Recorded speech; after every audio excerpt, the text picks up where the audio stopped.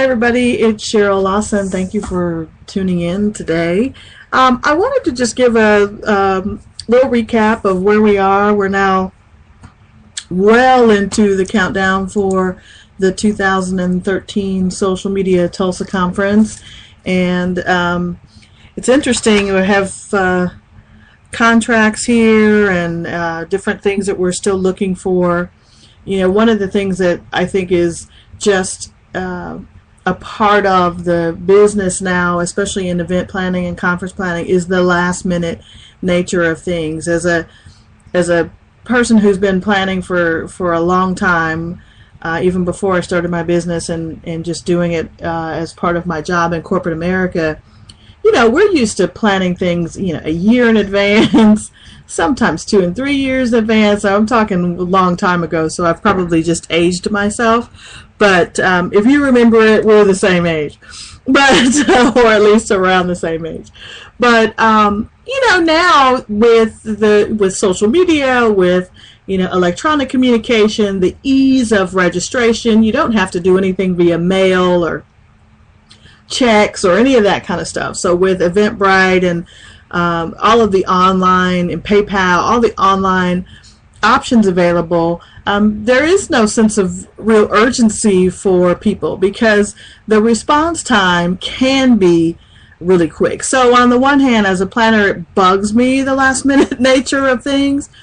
But, you know, as an organizer, I appreciate the flexibility that the last minute gives us. You know, we used to have to contact sponsors 6 and 8 months in advance, and while a lot of sponsors still want some advance notice, there are very many of them who are making decisions on the fly as they go, as it meets their current goals. So, you know, that I think we can appreciate, but that does you know, make it hard to plan for. And you know, when people are registering later and later in the process, it makes it harder to plan as well. So not complaining, because I think, you know, once you figure it out, you'll understand that this is the nature of things, right? So I look back at the last couple of years of planning the Social Media Tulsa Conference, and the majority of registrations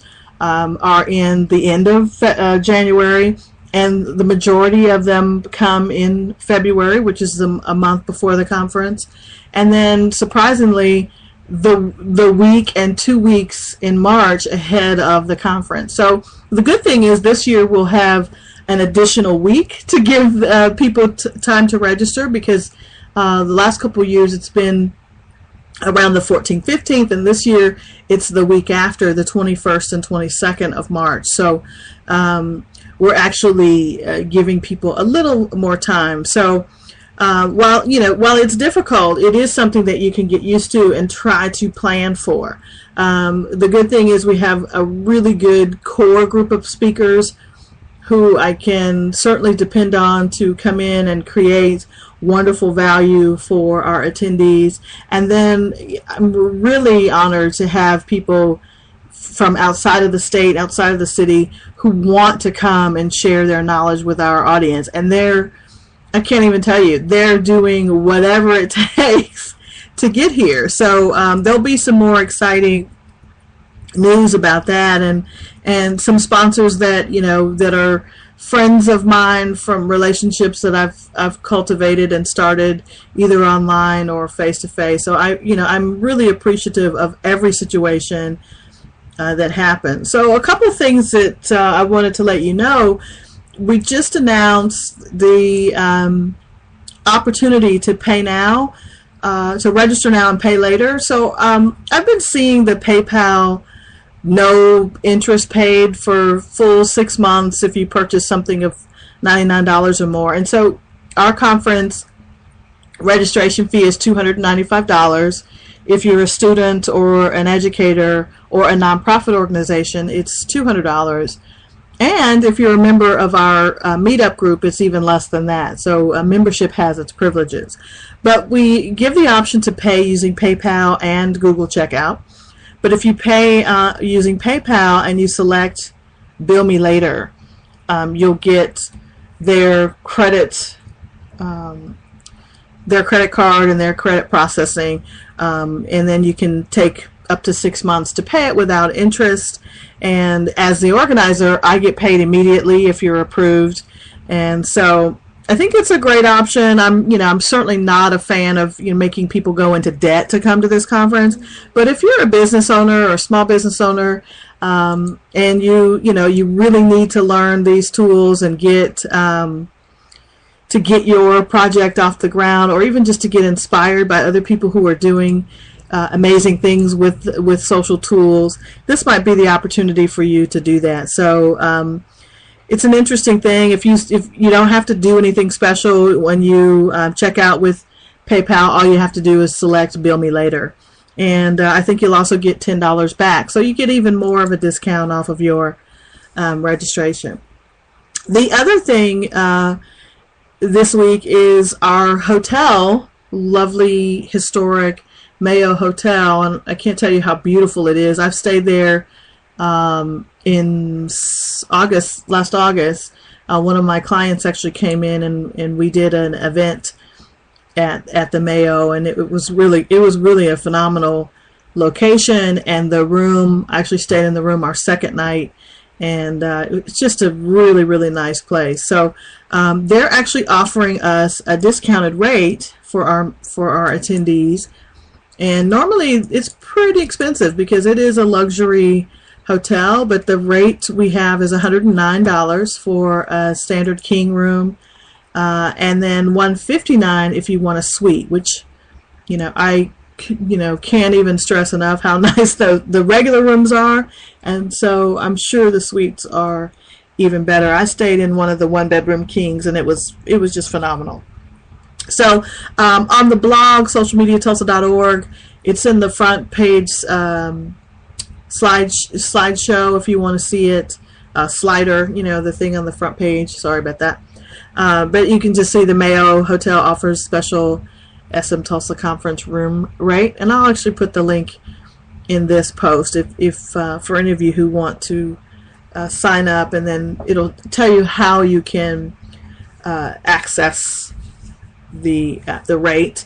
And so it's really interesting because from a historic standpoint, the Mayo holds a lot of tradition for folks in Tulsa. So I'm really, really glad that the Snyder family invested in this location and invested in the Mayo, because they have done just a phenomenal job of bringing something that was so iconically Tulsa back to life. And I always tell people, I went to the ribbon cutting during the reopening a few years ago, and one of the stories that sticks to my head, and all the dignitaries and politicians and celebrities who stayed at the Mayo, Elvis was the one that stood out in my head. And the penthouse suite, which we will actually use for part of our conference and then for our networking reception on day one, used to actually be a room. Now it is a bar area and a great space, but it was a penthouse suite at one time, and Elvis stayed there twice, and that's one of my talking points. Whenever anybody comes there with me, I go, Elvis stayed here twice. And I'm not even a big Elvis fan, but I think that is telling of the space, that somebody so huge in that time. I guess I am an Elvis fan, because I think that it is a pretty cool pretty cool thing to share. Okay, the other thing is we have a few of our speakers who, I just added another speaker. I'm not sure I got a chance to talk about him during my last Spreaker cast. And let me if you go to socialmediatulsa.org/2013-SM Tulsa-conference-speakers, or you could just click on it from the homepage. You'll see the list of speakers. And I used Storify, one of my absolute favorite social media and sharing and content cultivating tools. I use Storify as the place to share information about our speakers. One, I can pull in content from all over the web, their Twitter, their Facebook, their website. I uploaded all their photos to Flickr so I could just pull them in really big standardized size. So if you haven't used Storify, take a look at how I've used it as my speaker page, and I think you'll really enjoy what that has to do, what that can do for you. So you can either create the full story like I have, and it just kind of runs the line of the page, and you can hit next page, or you can create a SlideShare presentation, a slideshow kind of thing, that takes you from screen to screen. So any questions about Storify, please feel free to ask me, and I'll give you more examples. But it's one of my absolute favorite tools. But I'm not sure if I got a chance to talk about Daniel Maloney. Daniel is newly to Oklahoma. He and his wife have relocated to Oklahoma City, and he has a company called Pen League, and it's actually a product that does analytics and tools for Pinterest. So his talk is going to be establishing your brand and maximizing ROI on Pinterest. And it's really interesting because, some of us think that Pinterest is just kind of fun and we can go and hang out and put pretty pictures. And I know a lot of people do that, and I haven't really spent a whole lot of time on Pinterest for business, as it were. I kind of use everything as a social tool first, and then figure out ways that it can benefit me from a business standpoint or from a sales standpoint. I think that's really important, that you know how the social tool works before you start trying to use it to be salesy. But his topic is going to talk about how different Pinterest is from Facebook, Twitter, and everything else, and then how you can, as a brand, use Pinterest in a much bigger way, right? And how Pinterest works. So what kind of campaigns work, how you can look at your competition. So I really think that's going to be one of the highlights of the conference. So I'm right now working on the agenda. I am using Sketch. It is sched.org, and it is a scheduling tool that allows you to create your agenda and then share it on a mobile device, embed it on your website, just so many different things. You can integrate it with Eventbrite, so as soon as people register, they get sent over to, hey, here's the agenda and how you can access it. So I'm working on that this week, and hopefully I've published it to the people who are currently registered, and we'll be making changes, because that's one of the other difficult parts of my job, is deciding who goes against who, because some of our sessions are simultaneous sessions, some of them are keynotes where it's just everybody goes to hear that particular speaker, and then the other sessions are breakout sessions where you have to choose between this speaker or this presentation or this topic.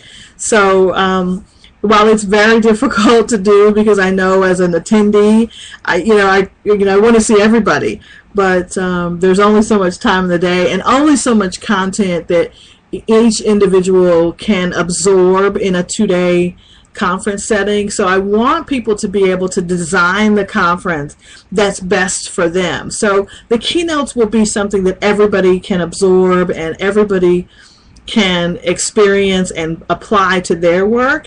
And then we want to get into specifics. So we'll have a Pinterest specific, we'll have a couple Twitter specific, we'll have a Google Plus specific, we'll have some nonprofit organization specifics, and then we'll have some demos of different features and products that I think people will benefit from individually. So if you are already a Twitter master, you don't need to come to my session, because my session is going to be pretty basic about Twitter. If you are on Twitter but haven't participated in any of the Twitter chats, then Sheila Scarborough's session is going to be perfect for you, because that'll take you to another level of what you can do with your Twitter account. Patrick Allman is going to be talking about Google Plus. I think a lot of people since last year's conference have embraced Google Plus in a different way. I am one of those people who have just been enamored with it since day one, or maybe day two, and And so I really enjoy communicating with people over there. So Patrick's going to talk about just how to rock out social and your blog and your brand using Google Plus. So I encourage you, if you are a traveler, we already have a great discount for you. If you're traveling into Tulsa, the airport code is TUL.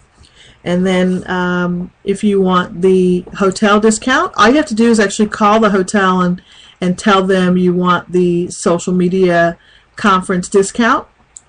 And or you can email them at sales@themayohotel.com, and I'll also put the link to all that in the description here. So take a look at the agenda when you get a chance. That link's also on the website. Just note it's probably going to change over the next few weeks, just as speakers confirm and I change my mind over who gets to talk first. So it is a living, breathing agenda, but the schedule will stay the same. So you can do your planning and when to come in and when to fly out. So anyway, thanks so much for listening, and that's all I have for you. You guys have a great day.